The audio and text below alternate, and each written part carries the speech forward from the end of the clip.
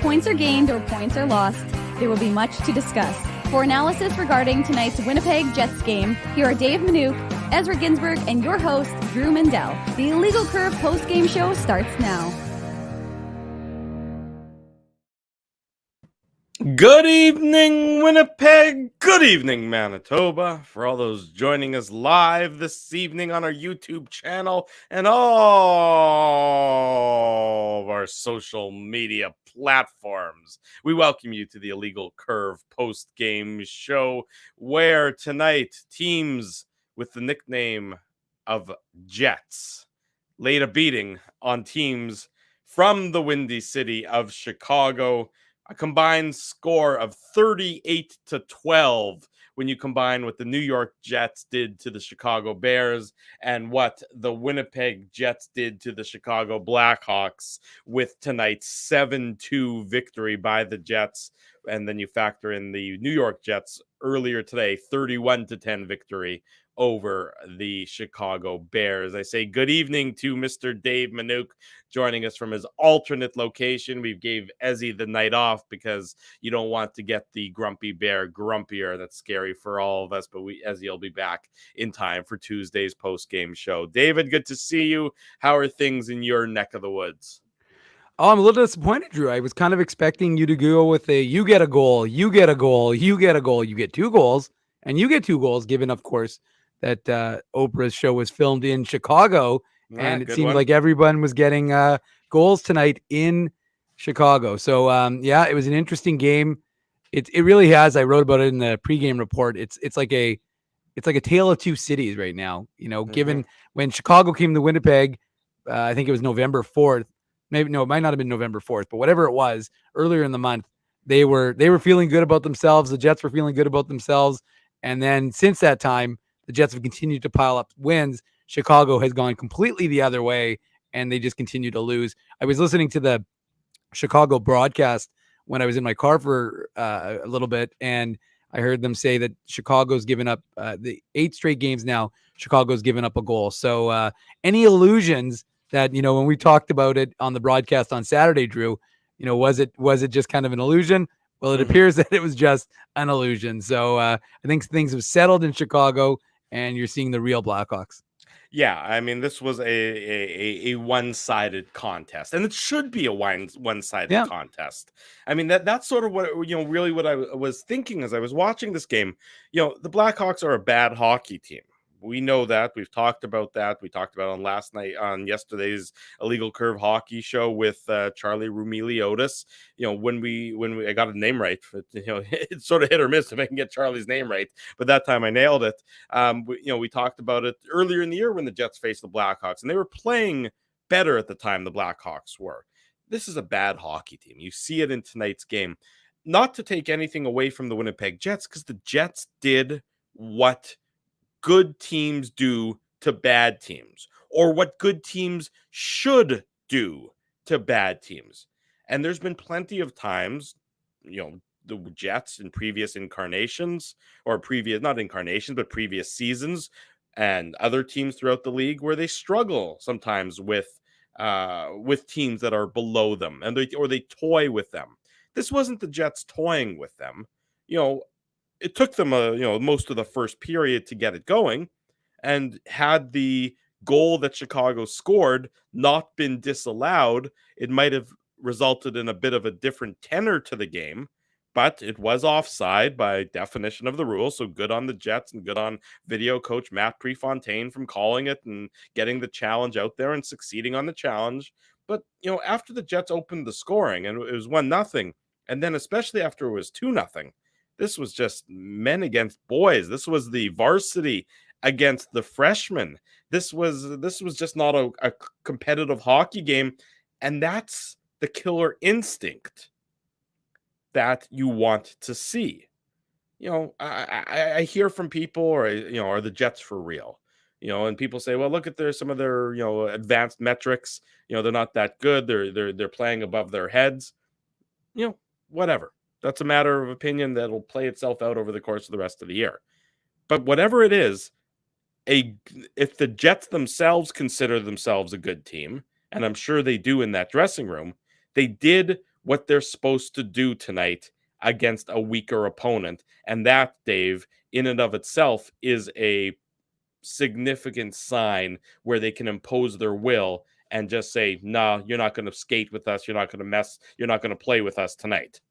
Well, I mean, I highlighted that comment by KG3, which kind of is the Yeah. one you were just making as you concluded your statement there, Drew. Yeah. And I agree. That's one of the things you wanted to see. And most, I think, importantly for the Winnipeg Jets is the fact that who was contributing tonight?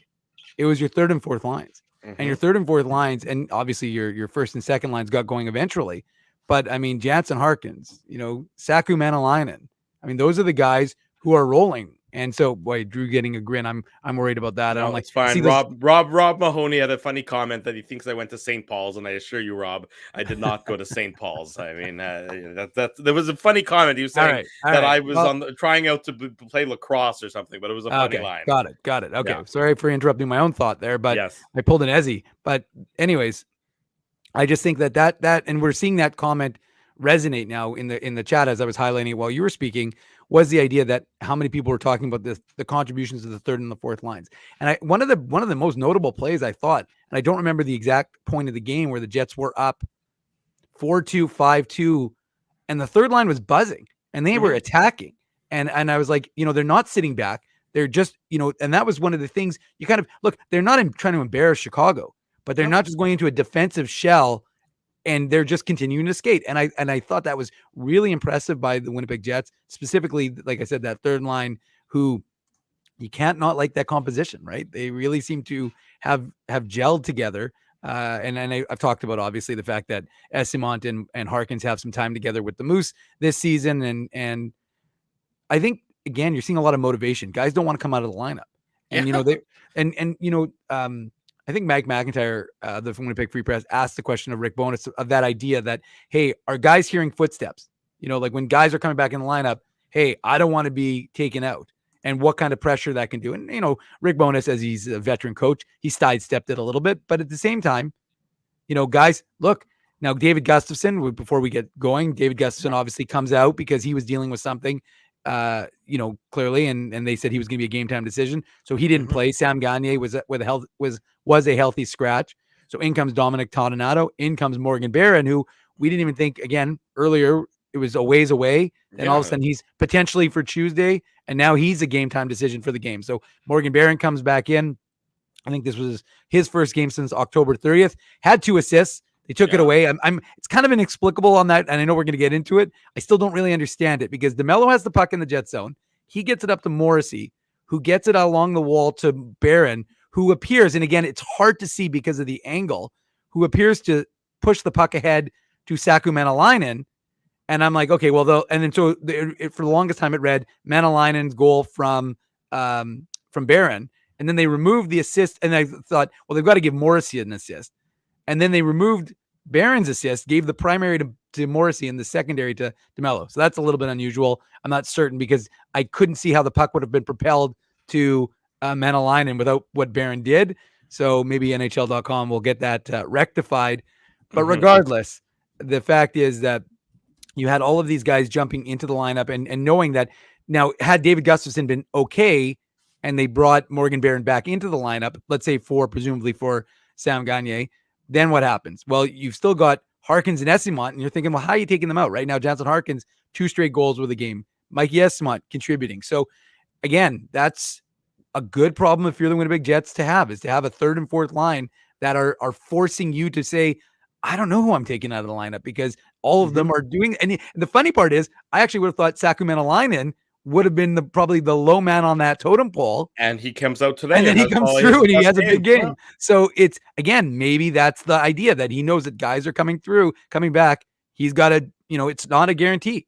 So, because we know the big boys aren't coming out. So we talked about that we talked about that question about Saku Manalainen and his assuredness on the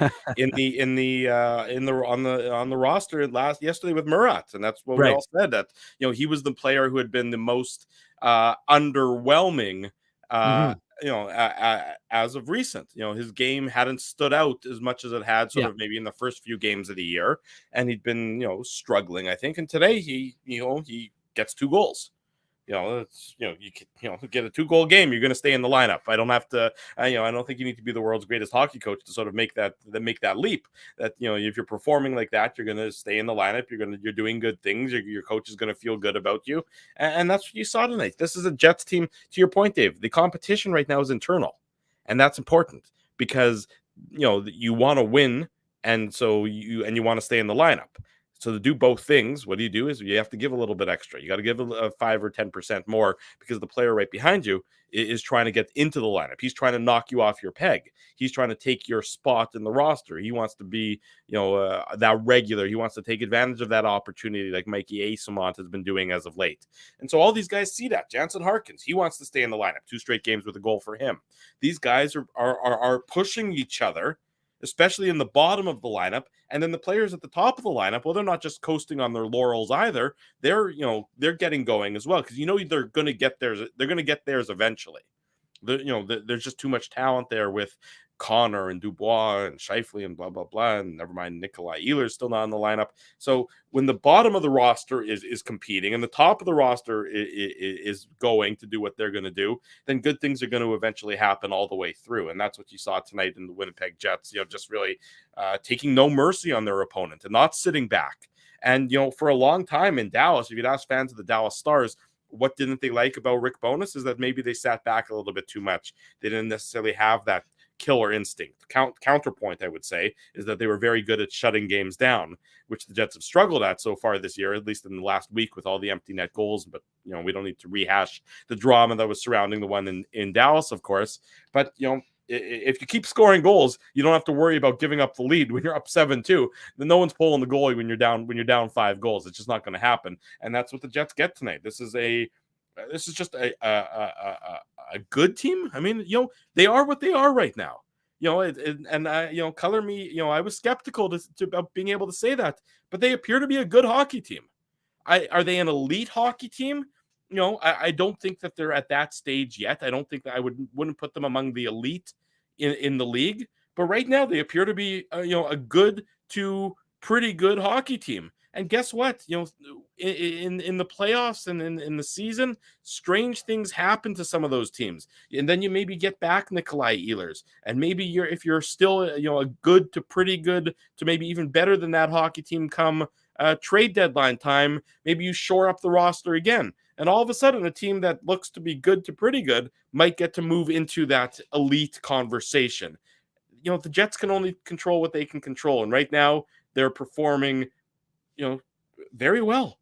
They're performing very well as of late. Since that West Coast road trip where they were fortunate to get the points that they did, they've just been, for the most part, in control of a lot of the games that they're playing.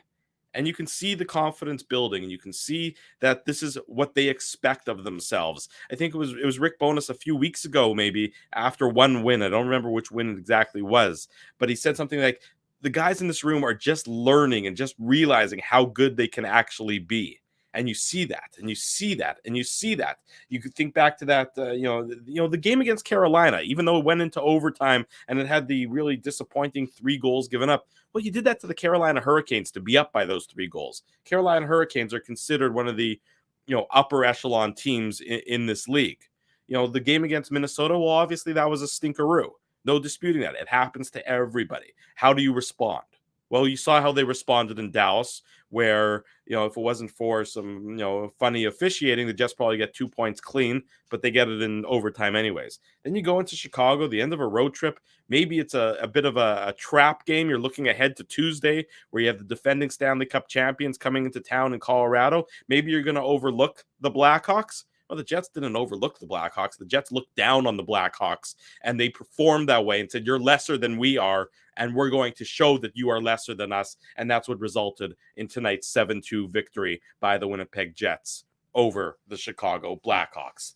Let's get into it, Dave. It's the Betway game recap brought to you by Betway, one of the most trusted voices in sports betting, both in Canada and all around the world. Betway is the sports betting app that puts you, the customer, at the forefront. With a large selection of betting options and sports, as well as strong promotions and fair odds, what are we waiting for? Head on over to Betway and bet your way. Must be 19 years or older to play. Please play responsibly. We mentioned that the Blackhawks got the first goal that hit some mesh called back. So it's 0-0, and it's 0-0 into the back half of the first period. And that's when Jansen Harkins gets his second of the year, second consecutive game for a goal by the Jets number 12 from Adam Lowry and Mikey Asamont. And all it is hard work. It's nothing flashy. It's Adam Lowry going in there. It's Mikey Asamont going in there on the forecheck and saying, I'm bigger than you. I'm stronger than you. I'm more talented than you. This is now my puck. And he gets it out front to Harkins, and it's a scramble, but that's fine. Harkins is in the dirty area. Lowry's done the dirty work. Asamont's done the dirty work, and the backhand gets past Peter Mrazek, and it's 1-0 for the Jets. Yeah, and that's exactly what they needed, right? As you said, Drew, it would have changed the tenor of the game slightly if Chicago has that opening goal and they're feeling good about themselves. And, because they've been, like I said earlier to start the show, they had given up prior to tonight 7 straight games with the first goal against, and now this, I think it was 8, or it's either 8 and now 9. But the fact is that Chicago has had too many games of late start with them not getting that first goal and not allowing them to build some confidence, if you will. So I think that for sure would have maybe given this team, I mean, maybe not, because if you look at the Chicago Blackhawks, they're not a very good hockey team. But yeah, I mean, like I said, I think it really, to me, what it does is it gives a guy like Jansen Harkins, again, it reaffirms that everything he's doing is worth it. Everything he's, that he's done, the hard work, his willingness to, again, play whatever is asked of him.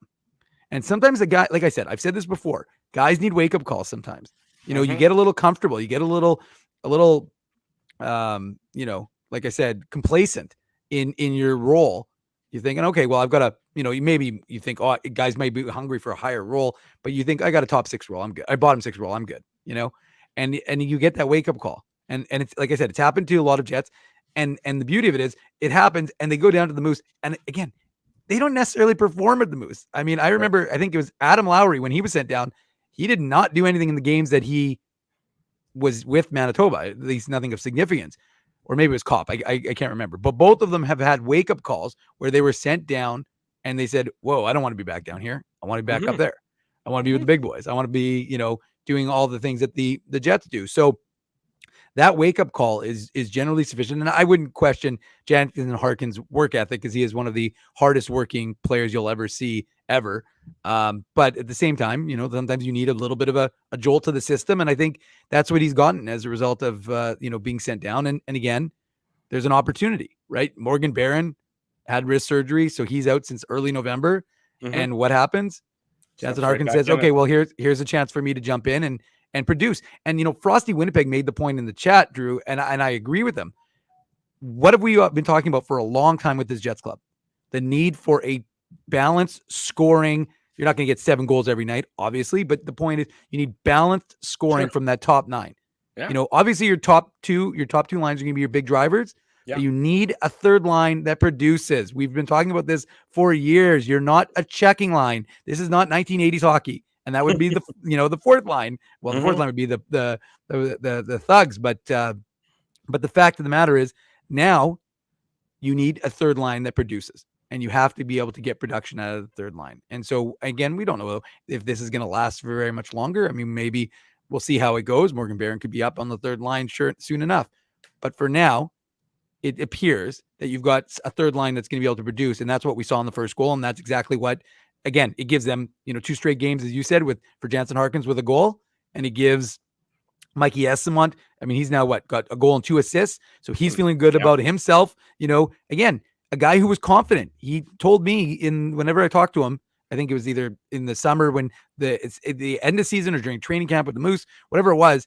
Point is, like I said, he felt like he could get a role with the Jets. He needed that opportunity. His agent, by the way, Scott Norton, he sure felt he needed the opportunity. He tweets all about Mikey Esamont all the time. But again, it's not untrue. You give a guy an opportunity, and now he's riding with it, or running with it, or skating with it, and now the Jets have themselves a 1-0 lead in Chicago.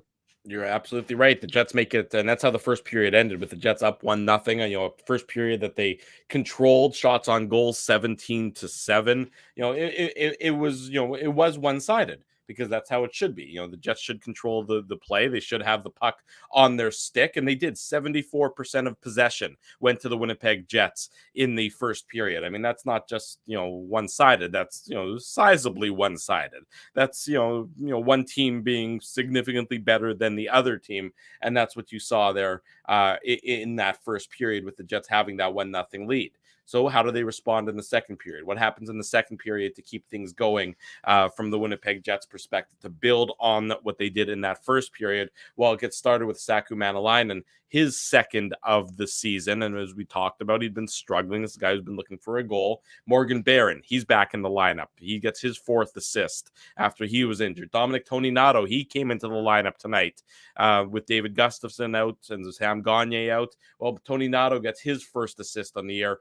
And 2 minutes and 55 seconds into the second period, the Jets have that 2-0 lead, that all-important 2-0 lead, the all-important 2-goal lead to sort of affirm the good start they had in the first period, Dave. Yeah, absolutely. And again, Drew, like that's one of those role players we've talked about, and you could just see it, like the relief on Manalainen's face when he is able to contribute. And we know, like we've talked about it, you can't just be in the lineup. You can't just do, you know, you're a really good PK specialist and you're a good forechecker, but you're not getting anything done. So you're not getting any results. And so, yeah, I mean, probably of all the players who needed to have a big game for the Winnipeg Jets, it probably was Saku Manalainen, because as we talked about, he probably was, you know, the next man that's off the line. You know, if Gustafsson is healthy for tonight's game, that's right.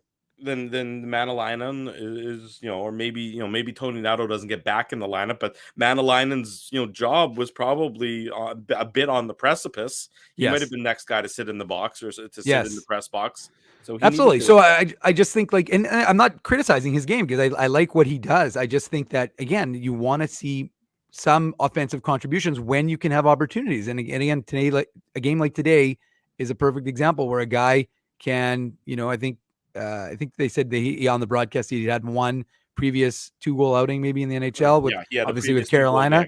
Yeah. But you know, I mean, how exciting would that have been for? And he almost had the hat trick because he almost scored shorthanded. So how significant would that have been? But yeah, no, I mean, look, it's hard work, and you know, look, again, we're gonna couch a lot of what we say in it was the Chicago Blackhawks, and there's a reason why they're at the bottom of the roster, but sorry, the bottom of the standings.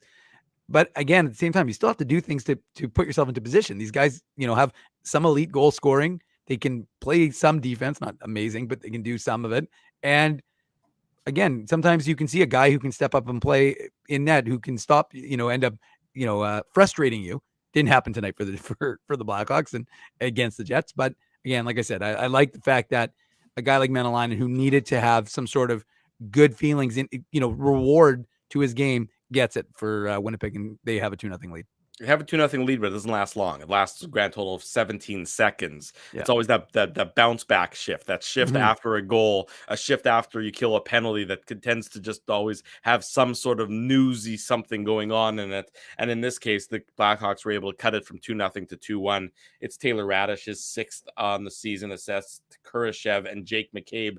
And this one starts with a failed zone exit. You sort of you watch the replay, and Esimont probably should have been able to clear the puck here or do a little bit more with it than he did. He just sort of pushed it up the boards, and McCabe keeps it in, and then it gets put back down low, and there's a bit of a goal mouth scramble, and you know, you don't really love, you know, you got to tie up a stick, I think, a little bit better there, but Radish, you know, bangs it past Connor Hellebuck, and the Blackhawks have a little bit of life. I didn't, you know, had it been 2-0 and probably stayed 2-0 for a while, I wouldn't have got the impression that, you know, a team like Chicago, once they're down by a couple goals, they sort of know they're done. You know, unless they're getting an immediate goal pretty quickly thereafter, you know, to give themselves some life. I mean, they know what they are. They know the uphill climb. They know that they're not suited for that. So credit to them here in cutting the Jets lead back in half to that 2-1 margin. You know, with, you know, just a bit into the second period, a little more than 3 minutes into the second period. Yeah, and again, I think it's one of those things that you're just continuing to. It's not an ideal. And remember, Drew, because not only did they give up that goal 17 seconds after, but then they gave up a chance right off the face-off, where DeMello, you know, kind of got caught on the blue line, and Connor Hellebuck was forced to make a big save. Otherwise, you're suddenly going a 2-0 game. You're feeling good about yourself, and you're thinking, okay, we've got this. And instead, it's suddenly 2-2. So, yeah, I mean, it's not ideal, and I think it's kind of one of those things that you always. I think it's a wake up call because it shows you always have to respect your opponent, and that's one of those things that sometimes you often say you look past your opponent. And now suddenly you've got that second goal. You feel like, oh, the dam's about to burst. And suddenly they counter punch you. They punch you in the mouth and they say, well, we can still throw a punch or two, so maybe stay awake. So that, I think that's kind of what happened in Winnipeg. I think that maybe they were feeling good about themselves and they were reading the press headlines before the game was quite over. Fair enough. But again, to their credit, they don't let it become a problem. Then get into some penalty situations here. At this point in the game, Morgan Barron is in the box for hooking, so the Hawks have a power play opportunity. Can they equalize? Can they tie the game on the power play? Well, no, they can't, because the Jets penalty kill does a pretty good job. And then Seth Jones takes a tripping penalty to make it a 4-on-4 situation. It's going to be a 4-on-4 situation. And then the Jets are going to get a brief power play. Well, it doesn't take that 4-on-4 situation only lasts 9 seconds because, brother do what brother does. Caleb Jones takes a hooking penalty in the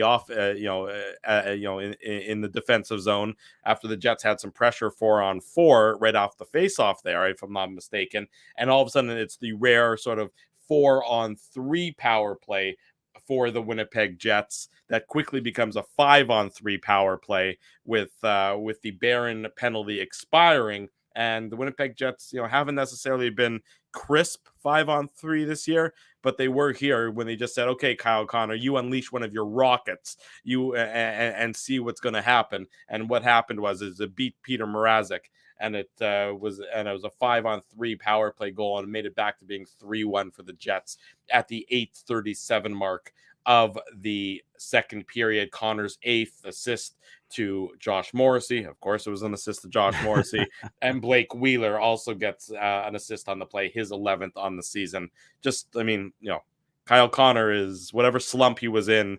The slump is dead. Long live the Colonel, as I think I saw Scott Billick refer to him on Twitter.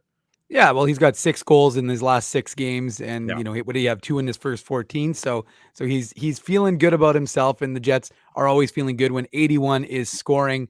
I put it in the post game recap, but he surpassed one of the all time favorite Winnipeg Jets, of course, in Dustin Byfuglien with his total, not just on that goal, but his total points production. He moved into sole possession of 4th place in Jets 2.0 history with with 364 points.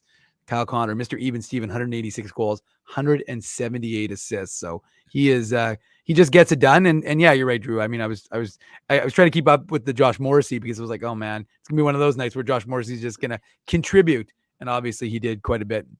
He's on pace for 75 assists right now. So quite a significant tripling of what his career high was previously. Yeah. You can follow Dave at IC Dave as he's constantly updating the what's on Josh Morrissey on pace for ticker. In fact, I think that's now his full-time job. So congratulate Dave on that new employment opportunity. Saku Manalainen, he gets his 2nd of the game, his 3rd of the season. Josh Morrissey with another assist. Dylan DeMello, who's on a point scoring binge, he also gets an assist on this one. Still questioning that one. I don't understand. I know. You'll see if it should be Morgan Barron. Should have been his 2nd assist. Yeah. And Morrissey should have the secondary assist. And with all due respect to Dylan DeMello and that amazing stash, I don't see how he got the assist. He would get what our friend Craig Button would call the critical 4th assist. Right. Or 3rd assist, sorry. It hasn't been updated on NHL.com yet. So for the purposes... That's fair. No, I'm not calling you out, Drew. I'm just saying it doesn't really make a lot of logical sense. But like I said, you can't really see it on the wall. So for right now, we'll just give them the benefit of the doubt. Well, for the purposes of the Betway game recap, the official NHL.com score sheet game summary is what we use for those who are wondering how we made the sausage behind the scene here. I could go for some sausage, but I suppose that's separate from this right now. Hi, Dark Moon. I will smile and wave at you. I'm a little busy trying to do all this sort of thing, but rest assured, everybody, not just Dark Moon, that I if I'm unable to acknowledge you, personally, I am smiling smiling and waving at all of you. I'm smiling and Internally. internally at all hundreds of you that are watching this live Illegal Curve post-game show. We always appreciate the support. So I am smiling and waving and greeting you internally as we get through these goals. Manalainen, his third assist to Morrissey, assist to DeMello, maybe with a question mark, but beauty shot by Manalainen here. Yeah. I mean, this is just you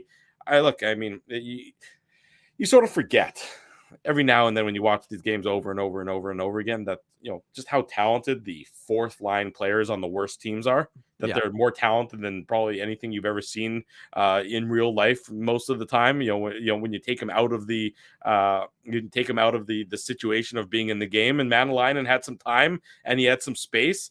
And he had a rocket of a shot here, and he beats Peter Mrazek, and it's just an absolutely beautiful goal, reminiscent of another former Finnish sniper, one or two of them, I suppose, that once played for the Winnipeg Jets.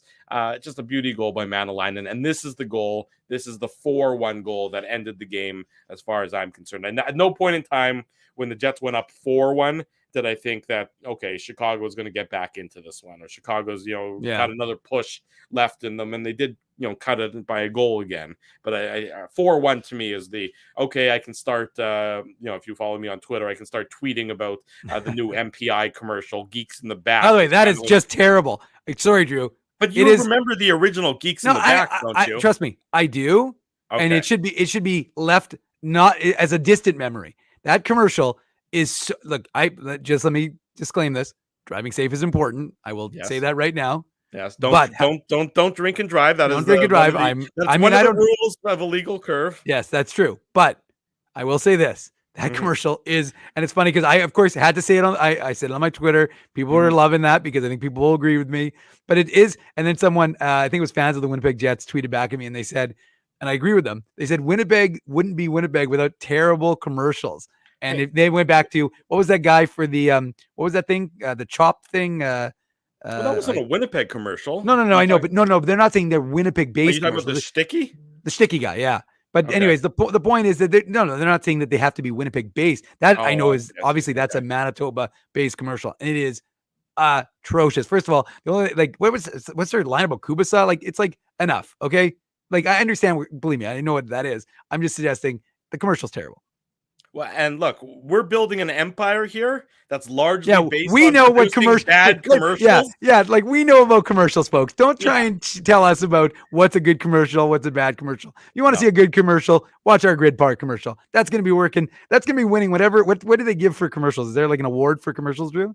Well, there's got to be something. I don't know if you ever went. Well, maybe we'll win a Razzie for ours. Well, I don't know if you ever go to the WAG usually does that sort of the world's best of commercials for the year.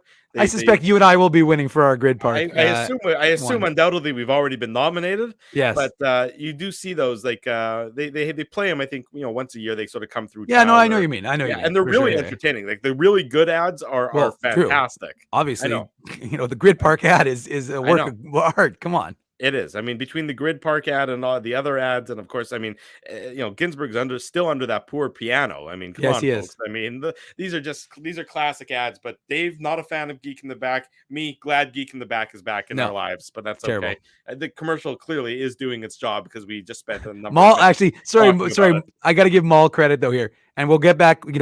Nobody segues like Illegal Curve, but I'm going to get us back quickly. But I just have to highlight Maul's thing because this is probably the appropriate thing for us to win an Ezzy Award. That is probably what we can win. That is something that would be relevant. So maybe we'll aspire to win an Ezzy Award. But let's get back to the game. Let's rein it back in here. Okay, fair enough. So Manalainen makes it 4-1 for the Jets. Blackhawks make it 4-2. Jujhar Khaira, his third of the year, comes on the power play here. It's coming off the end boards to make it 4-2. But the Jets, and you can touch on it, but you can sort of combine it with the Jets goal. And again, this is the response that you like to see. Chicago scores, the Jets quickly score again right afterwards. And it's got to be demoralizing for a team like Chicago, who are just, fighting tooth and nail just to sort of keep their head above water. And just when they think that the life preserver is just out of reach, it's just over there, the Jets come and they drop an anvil on the poor guy as they're trying to swim to safety. If you want to go with a drowning analogy, I guess is what I decided to go with tonight. I was thinking Wile E. Coyote, like dropping an anvil. Sure, on, fine, that's fine as well. I'm Roadrunner. really tired, so the fact that I'm keeping it together, that making some amount of sense, is, I think, in and of itself, a bit of an accomplishment. Scheifele on even strength, assist to Wheeler and Perfetti, and boy, this is sort of vintage Scheifele and Wheeler, a little callback from a few years ago when they were both, or when Wheeler was a peak performer.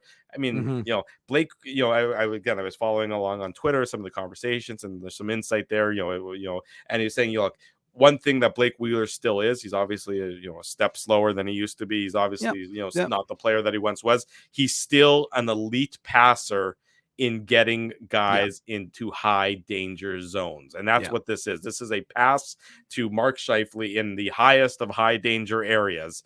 And it takes such an incredible amount of skill on Wheeler's part to make this pass. And look, Wheeler still has his critics, but the way Blake Wheeler's playing and the way this team is playing, I think he deserves some praise for handling the demotion as professionally as he has done so far this year. And he himself just seems freer and enjoying this a lot more than the last number of years, where I believe the captaincy and the allegedly leadership moniker had become more of a burden than anything else on him. Yeah, I don't think there's any question about that. Sorry, Drew. And I think one of the things we saw in that pass was absolutely like a vintage Blake Wheeler. I mean, it's a no look. It's just absolutely, he's got everybody thinking he's shooting, and then he finds Mark Scheifele, and those two have great chemistry. And I really I actually like the way the lines are flipped, because I actually like Cole Perfetti with Mark Scheifele and Blake Wheeler, and I like Kyle Connor with Pierre-Luc Dubois. So, I actually think that that's a better composition for the Winnipeg Jets structurally than it is with the other way around, with Connor with the other guys. So, or with Wheeler, however it is. I like this incarnation as it's currently constructed. But look, it's Mark Scheifele's first goal in 6 games. So you want to get 55. He's engaged in the games and he's been playing well, but he's a goal scorer and he's a producer, and that's what you need Mark Scheifele to be doing. And again, you want to have everyone contributing. You want to, it's a team game, and you need all 4 lines to have a piece of the action, as they say. But I thought that from what I saw, Mark Scheifele, Blake Wheeler, they do seem to have that kind of chemistry back. And I think Cole Perfetti is benefiting from what he's seeing with those two. And it results in a goal. And you're right, that was the 4-1 goal was essentially the death knell, but the 5-2 goal was like, just, we're gonna finish this one out, but this game is decided. Exactly right. It was decided at that point in time, but the Jets decided to just sort of sprinkle a little bit more on top in the third period, because the third period again, Chicago wasn't coming back, but Pierre-Luc Dubois decided he wanted to get in on some of the fun here. Yeah, and he starts it off at the 4:37 mark, hits his 9th of the year, assist to Kyle Connor, and this is just you sort of have to feel a little bit bad for Chicago, because it looks like they're about to score here. It looks like they're about to score a goal, and instead Kyle Connor just sort of scoops the puck off the goal line or out of the danger zone, and he just takes off like a rocket up the left hand side of the ice. So the goalie's right, he's going on the viewer's left if you're watching on TV, and then he just stops on a dime. I mean, just to jam on the brakes like he does, and leaves it for Dubois. And Dubois, it doesn't look like it's going to be necessarily be anything there. It doesn't look like it's going to be, a dangerous situation. But Dubois' pass goes towards the front of the net, and then it just deflects off Philip Roos and past Peter Mrazek.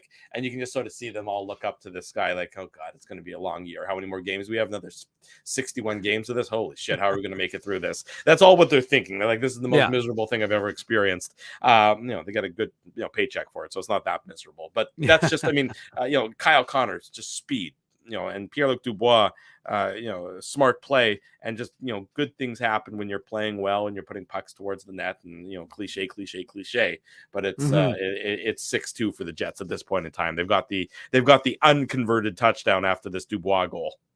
Yeah, and that was the one that pushed Kyle Connor ahead of Dustin Byfuglien into sole possession of fourth place on the all-time points list. And the only thing I don't understand, and I'm going to say the only thing controversial probably about that one play, was how did Connor Hellebuck, who made the save, not get an assist? Because he would have actually been the last player to touch it before Connor scooped it out of the net, because he did make the save, so he had possession of the puck, and then, like I said, then they get the goal. So I would have thought that, Connor Hellebuck would have gotten an assist at least, Drew, but I don't think that I think that would give him 10 points, which would move him ahead of a fair number of players. It's always funny whenever I look at the all-time lists, which what do you do? Do you have a beautiful mind sort of chalkboard, set up at home where you're keeping track of things? Please, Drew. I'll give credit where credit is due. Quant Hockey and Hockey Reference. Those are my two references for stats for the Jets, and Quant Hockey has a good one for the Jets 2.0, which I look at, and then Hockey Reference has a good Jets Thrashers combined one. So those are the ones I tend to use if I'm looking for the stats on Jets players throughout the course of a game. You are a man of many talents is all I can say about you, Mr. Manuk. You're a man of many talents. Okay, well. So wait, I wasn't. So you just went through. Sorry, okay. Well, no, I mean, again, I think you want a guy like Pierre-Luc Dubois feeling good, right? And he's now. And it was funny because on the broadcast, it seemed pretty clear, and that's the benefit, of course, of watching a game on TV versus live, because all of our friends who are in the press box in Chicago are trying to figure out who scored. They're saying it's Scheifele and Dubois, but it seemed like I said we saw it on the replay on the broadcast that it seemed pretty clear that it was Dubois who got that goal. Yeah, yes, exactly. Dubois, his 10th of the year assist to Josh Morrissey. Morrissey with 3 assists tonight. I mean, it's just, he's just piling it on. Kyle Connor, he had a goal and 2 assists tonight. Dubois had 2 goals. I mean, this is just one of those, stat padding kind of nights. And it's always interesting. I was thinking about, the Jets goals against differential. And it was pretty impressive, entering the Minnesota game. And then obviously the Minnesota game happened and it went down significantly. And now you think back to, and then the Jets sort of needed a game like tonight to get that goal differential. Not that goal differential is the be all and end all, but it's certainly back up to a plus 10 margin after tonight's victory over the Chicago Blackhawks. And you sort of think, well, let's think, if it hadn't been for the 3 goals against Carolina, the goal differential would have been, maybe add another 2 there, then the goal difference, given what happened in Dallas, maybe add 1 there or another 2 there or something like that. I guess it ended +1 in Dallas, and that's probably where it would have been had the Hellebuck goal not been, had been properly disallowed, as we think it would have been. Anyways, whatever, if you put a lot of stock in goal differential, this is kind of when the situation happens where, one game, begins to maybe impact it a little bit. But nevertheless, it's a 7-2 victory. The Jets convert the touchdown. They give up a safety, but that's all it was. 7-2, the Jets defeat the Chicago Blackhawks tonight in the Windy City. This has been the Betway game recap, brought to you, of course, by Betway, the official title sponsor of the Illegal Curve post-game show. It's simple, fun, and safe to bet with Betway. So head on over to Betway and bet your way. Must be 19 years or older to play. Please play responsibly. When we come back, we are going to do the Tough Duck hardest hitting comment. We're going to do the Illegal Curve merchandise contest. So get ready for that. I haven't seen any guesses yet in the chat room. I usually someone, I think it was Alan, already gave me a kind of a cocky. He already got it, I think. So okay. I can check right now to see if anybody. Hold on, let's do this. Let's do a live reveal, Drew. I'll see if anybody's figured it out in advance of the reveal. We'll see how good my we got 2. Wow, 2 people. 2 people who had some insight into the way the beautiful mind of Dave M works. So well done to those 2. Actually, I can even tell you who those 2 are, but I suspect we're going to figure out it's going to be Alan and somebody else. But anyways, we can if you want, you can go to commercial and I'll tell you on the way on the other side. Okay, we'll do that on the way back, and we'll touch on this upcoming Tuesday's game against Colorado. We'll look ahead to that a little bit, and of course, we'll talk about the Connor Hellebuck. No, sorry, it was Frosty. Well done, Frosty, and Kenneth Gardner, who I believe resides in North Dakota. So Kenneth, way to go, Kenneth, and way to go, Frosty.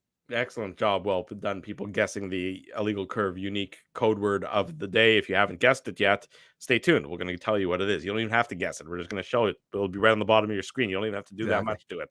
Much more to come is what we're saying. It's the illegal curve post-game show. It's Sunday night. Drew Smash Mandel, the like button. Smash the like button. Drew Mandel, Dave Manouk with you. We're live on YouTube. We're live on all of our social media platforms. Jerry Seinfeld, Chris Rock, Jon Stewart, Dennis Miller, Brad Garrett, the biggest acts and all the up-and-comers. They've all made their mark at Rumors Comedy Club, North America's longest-running independent comedy club. Rumors has kept Winnipeg laughing for over 25 years. When was the last time you laughed out loud? Make it a great night out with friends or book your office or birthday party, even a fundraising event at Rumors. Get all the details and dates on upcoming shows at rumorscomedyclub.com. He winds up. Oh, looks like Ezzy took that one right in the choppers. A blistering fast puck hurts like HE double hockey sticks. That's why I let the pros at Linden Market Dental Center turn my yow into wow. Get your brilliant smile back with state-of-the-art restorative and cosmetic dentistry from real pros. And remember, always wear a mouth guard. Now that's solid on ice advice. Learn more at lindenmarketdentalcenter.com. Creating smiles for life. Whoa, Ezzy, everything okay? You look stressed. Of course I'm stressed. We're moving, the house is upside down, the kids failed miserably at packing the fine china, and my life is in chaos. Chaos! Yes, that does sound like a problem. What am I going to do? Ezzy, relax. Rolly's Transfer Moving and Storage is the answer. With 60 years of experience in moving Manitobans and a track record of exemplary customer service, one call to Rolly's and your stress is gone. No job is too big or too small. Just visit Rollies.com and they will take it from there. Thanks, Dave, and thank you, Rolly's Transfer Moving and Storage, online at Rollies.com. Dave, my man, why are you in the car already? It's hours until game time. Drew, it's because I'm stressed out right now, driving around downtown Winnipeg, looking for a parking spot, and I'm not finding one. I've lost Ginsburg. I don't even know where that guy is right now. Dave, haven't I taught you anything? Do what I do. Pre-book your entire month's worth of game day parking with the Grid Park app. It's super easy to use and saves me both time and stress. Well, Drew, I'm not independently wealthy like you are. So I'm sorry that I don't have millions of dollars to pre-book my parking month in advance. What's that going to cost you? $25? How about $5? Come on, $5? No way. $5. I'm not telling you a lie. And our listeners can get a free park with the new special promo code Illegal Curve. Guess what? There's more. Come on, there's more, Drew. You're lying to me. What more could there be? Grid Park now has underground parking, so my car can stay warm during the game. So wait a second.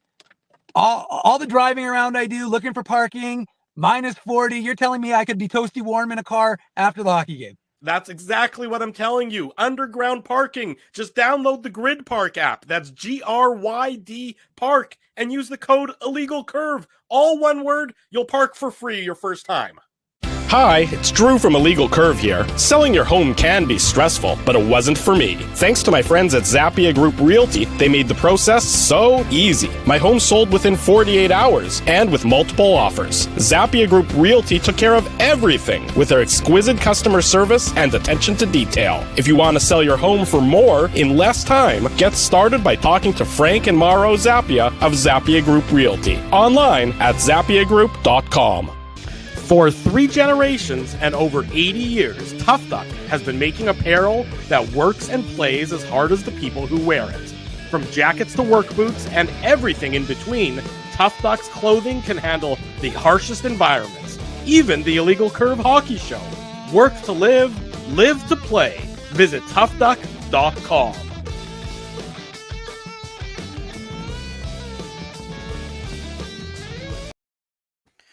We're back Sunday evening, 9:30 p.m. Of course, Tuesdays is the next Illegal Curve post-game show after the Jets and the Colorado Avalanche. The Jets back at home on Tuesday to face the defending Stanley Cup champions.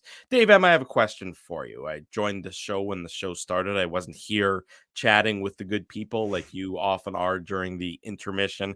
Not a man of the people like I am. I'm not a man of the people. I was putting my children and it's to bed. reflective in the numbers, Drew. Clearly it must be. So you've started some sort of poll. Is that what I'm led to believe? I did start a poll. I was asked by our friend Rob, who he wanted to be in charge of the Rob polls. Doesn't like me. Rob doesn't like me. For the record, Drew, don't immediately just blame someone else for your poor standing, because it has nothing to do with Rob. So leave poor innocent Rob. I will defend all the people in the chat, because as I said, I am a man of the people, being a North Ender, unlike Drew, South Ender. Just pointing that out. So the point is, still a good person, marginally good person. Okay, better. So the point is, tolerable person. That's even better. So the point is that Rob had a good person. Bang on. So Rob had suggested, person. So Rob had suggested that we do a poll, and I was kind of looking down and thinking to myself, how does one do a poll? So I, quickly looked at the thing, and I was like, oh, that's actually rather easy. So I thought, what should be the first Illegal Curve poll? And of course, the first Illegal Curve poll was, who is your favorite member of Illegal Curve? Because that's what Ezzy and I like to ask everyone. Mm-hmm. Is it going to be Dave? Is it going to be Drew? No. Is it going to be Ezzy? Or is it going to be none of the above? Well, currently in first place. None of the above. None of the above. I see Dave. That's safe. Man of the people, Drew. Bullshit. That's a scientifically double. Well, it's probably also helps that I drive around and I give people. See, Drew, I give people their jerseys. I show up at their houses. Yeah. You could learn. I talk to people during the intermission. Yeah. Okay. I'm a friendly person. I know all the names of everyone at Canada Life. Did I beat none of the above at least? You did not, in fact. Actually, none of the above is currently sitting second place. Did I beat Ginsburg? Followed by Ginsburg. Oh my gosh. And you're currently in last. So hey, well, I hope Drew, my that's kids good. Still like me. Your kids still like you, your wife still likes you. And the truth is there's still a lot of people who like you as well.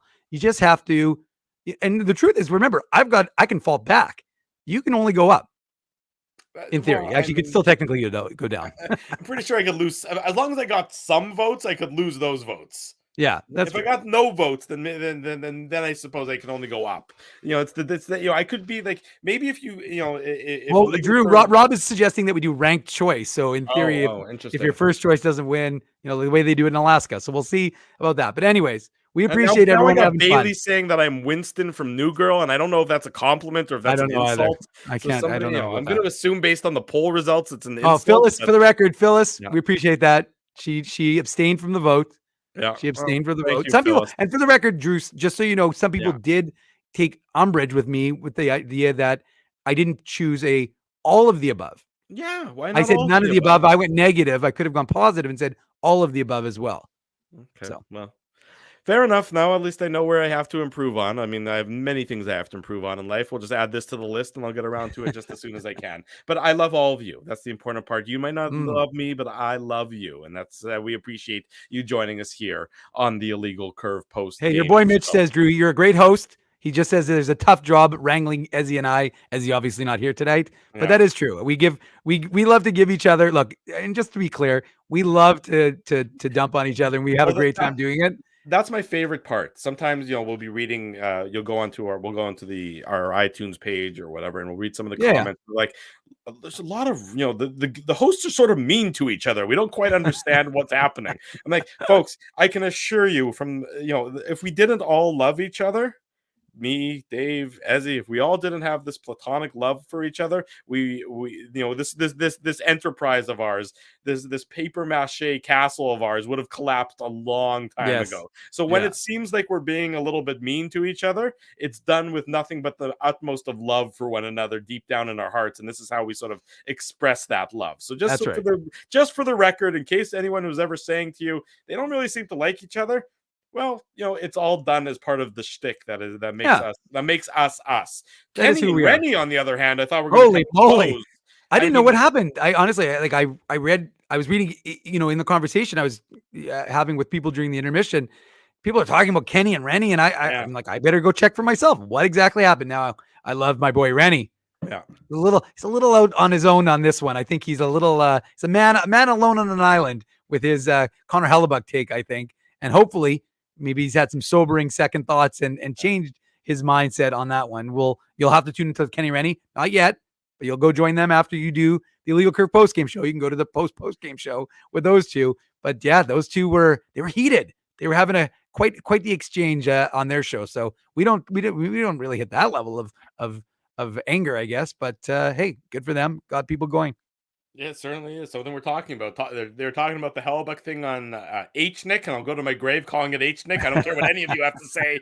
Hey, there's some people And talking. There were some people enjoying the H Nick stuff. yeah, I know it's. Although I think it was Bailey who said "Good morning, D. Rue" and D. Ave. So I like that. Yeah, there you go. Anyways, that's what's going on here in Illegal Curve land.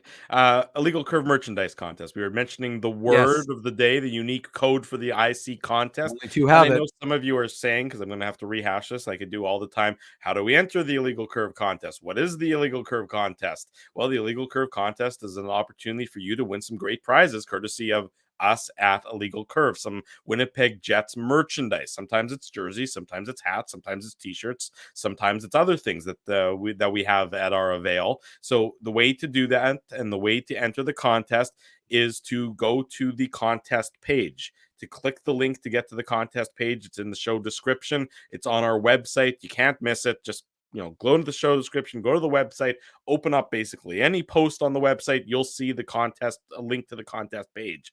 Tonight, you can enter the unique code for bonus entries, and then we're going to randomly draw a name on Tuesday night for the next winner. Bonus entries for tonight can be entered. The unique code is Magnificent Mile. Magnificent Mile is the unique code for the Illegal Curve contest.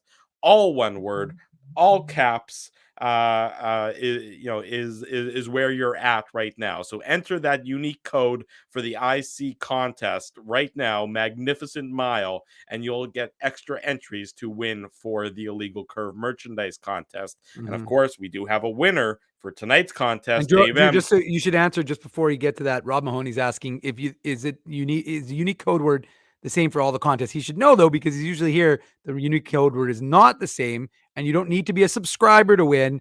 But don't force me to put my thumb on the scale if I don't think that you're a subscriber. So you don't have to be a Mal is worried about spelling it. Well, that's okay. It's some people have already spelled it out in the chat, so you can copy and paste that, or just type in Magnificent Mile Chicago. Of course, folks who've been to Chicago know the great shopping along the Magnificent Mile. I was going to go with the Bean because of course that's another Chicago landmark, but whatever, I went with the Magnificent Mile. But anyways, I was just going to say, so you don't have to be a subscriber. You can just go to our, as Drew just said, go to the website, illegalcurve.com, and pregame reports or the morning papers. There's always a link to it. It's under gleam.io, and then you can enter to win that way. So you don't have to be a subscriber, but all you have to do is enter your name and your email, and I think it's your age, and then then you're entered essentially.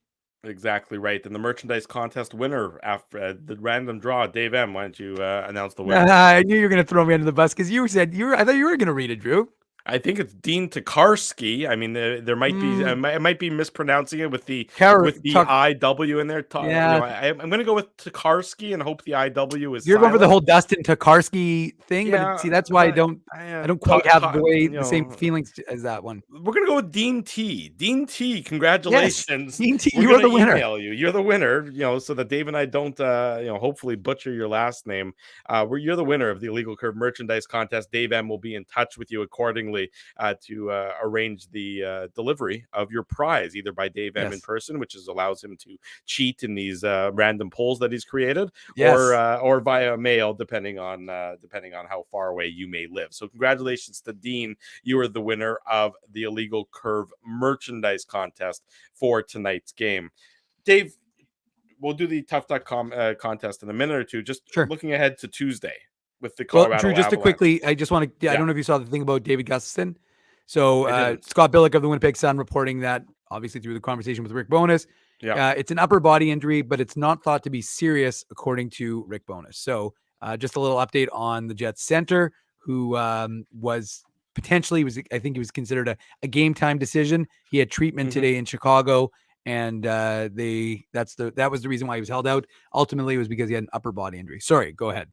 I hope that I hope that it's not anything that keeps him out for long, and it doesn't sound like it will be, because I think he's been playing his best hockey of the year. It's probably his best hockey as an NHL player the last few games. Yeah. That his stick work and his defensive positioning is already just so exceptional. but his stick work and his forechecking is also you can see him gaining confidence game after game after game. So for the Jets perspective, and just from my own viewership perspective, I hope he's not out of the lineup for a long time.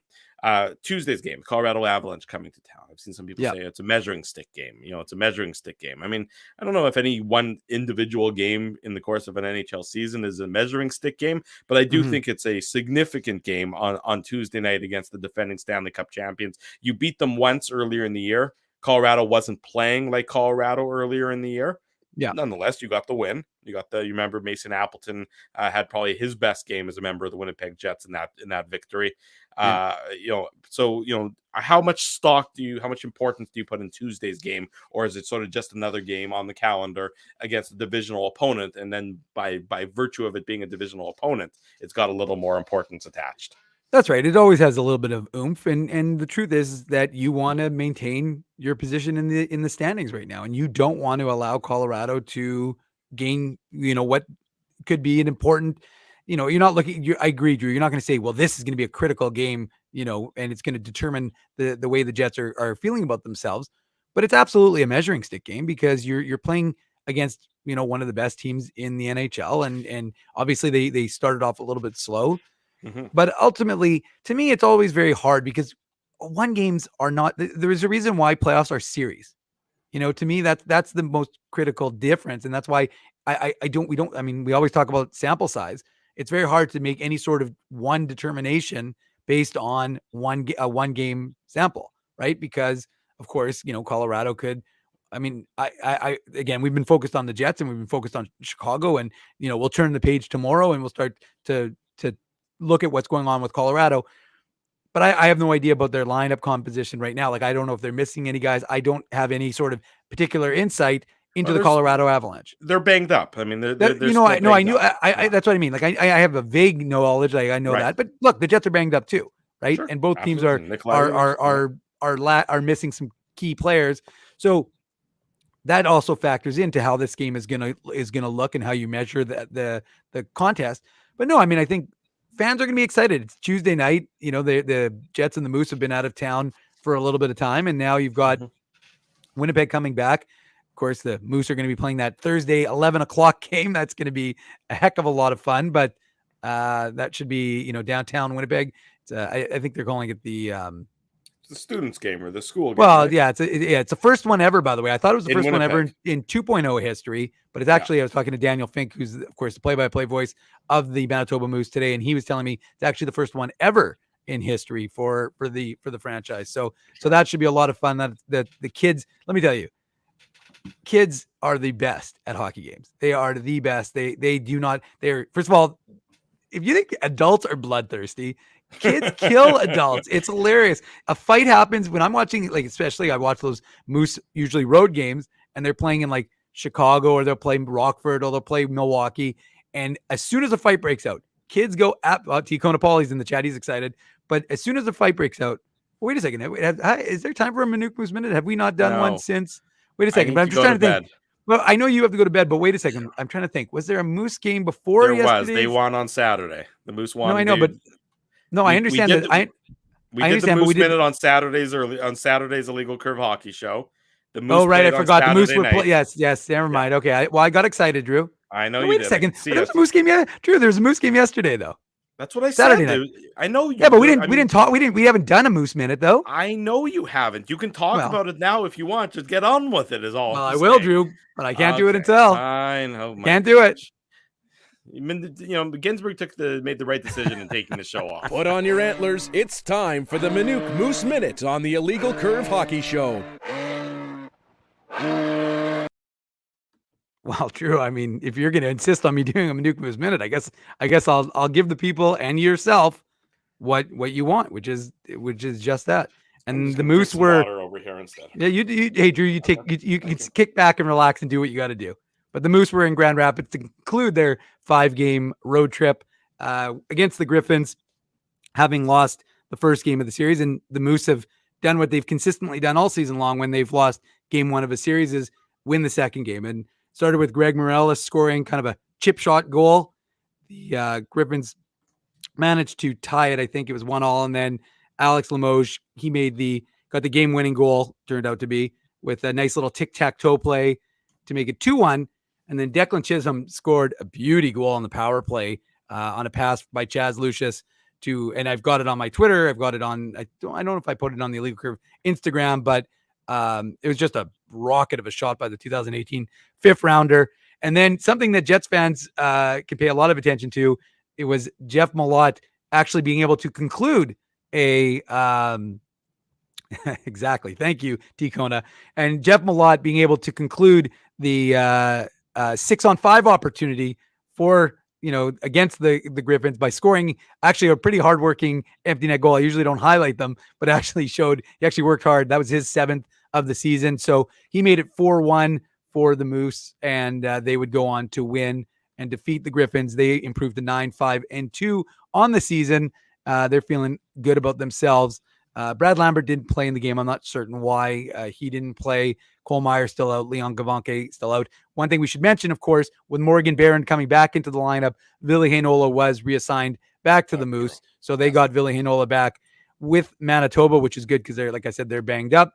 And they'll be home for a pair of games against the Milwaukee Admirals, their hated rival, who beat them on this road trip. So they'll be looking for a measure of revenge on Thursday at 11 a.m. And yeah, I'll mention the Ice as well, Frosty. The Ice too, they split their series. It's not something we're used to seeing with the Ice. They've lost like 2 games in short order. That's relatively speaking, they'd won 2.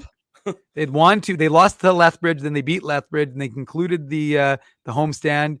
And then they went out to Saskatoon. They won the first game against Saskatoon and then lost yesterday. So the Ice 22-3-0-0. So I don't think anybody's writing them off just yet. They'll be okay. And that's the other hockey report that we tend to do on the post-game shows occasionally. So it was a very brief. Drew, I tried to be respectful. I know you're tired. I know you're exhausted. I'm a little tired. I know. I mean, look, at the end of the day, there's a reason why. Dave M. Rising to the top, folks. Rising to the top. Muzzle tough on your accomplishments there, Mr. Minuk. I'll take it any day of the week. Tough Duck hardest hitting comment. We're going to give it out tonight to Max Chapelaz, and I may or may not be pronouncing that correctly.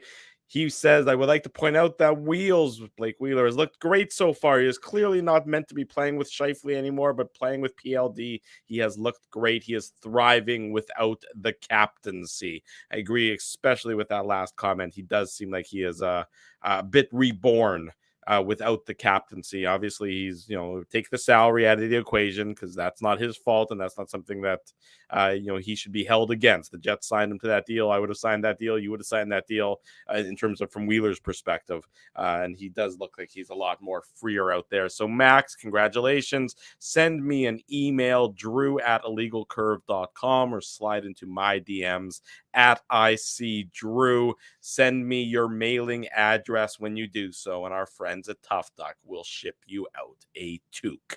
That does it for the Illegal Curve post-game show on this Sunday night. A big thank you to all of you for joining us. The chat was clearly quite lively. Awesome. I think I missed a lot of it earlier when I wasn't in it during the game, but that's okay. I still love you, as we've all touched on. I love each and every Max one of you is in the for your chat, support. just so you know. Max is very excited. Awesome. Great to get. So let's go. There you go. Let's go. Congratulations, Max. Well, you send me that message and we'll send you out that toque. We appreciate that. Thank you to all of you for joining us here on the Illegal Curve post-game show. Also want to thank our sponsors. They make the post-game show, the Saturday show, the website a possibility. Rumors Restaurant and Comedy Club sold out all last week at Rumors. Going to be another busy week ahead. Our good friend Benji Rothman performing Tuesday, Wednesday, and then from the CBC, him from the debaters, Steve Patterson is going to be in town Thursday, Friday, Saturday. Tickets available, rumorscomedyclub.com. Linden Market Dental Center, Zappia Group Realty, Betway, they're the official title sponsor of this here post-game show. Boston Pizza, Seagram's, Rolly's Transfer, Grid Park, The Keg. All of these fine, excellent companies have allowed us to make ridiculous commercials on their behalf. Think about that, folks. Think about how you need to support these companies so that they support us, so that we can continue to make ridiculous commercials where geeks aren't in the back, the geeks are on the screen. That's important for everybody. Support these fine businesses for that reason and their continued support of Illegal Curve Hockey. Tuesday night is the next Illegal Curve post-game show, right around 9:45 after the Jets and the Colorado Avalanche, back here on our YouTube channel. If you haven't already done so, smash the like button. Subscribe to the YouTube channel, subscribe to the podcast. Leave us comments after the show. Leave the comments in the video. Leave us comments on the podcast page. Leave us comments in our Twitter at Illegal Curve. Leave us comments on our Instagram at Illegal Curve. Leave us comments on our Facebook page. Leave us comments on the website, illegalcurve.com. We appreciate the support. We appreciate the feedback. And even though I'm apparently in dead last, I appreciate you for joining us. Dave Manouk is over there. I'm your host, Drew Mandel, until Tuesday at 9:45 p.m. We thank you for watching the Illegal Curve post-game show. We wish you good night and good luck.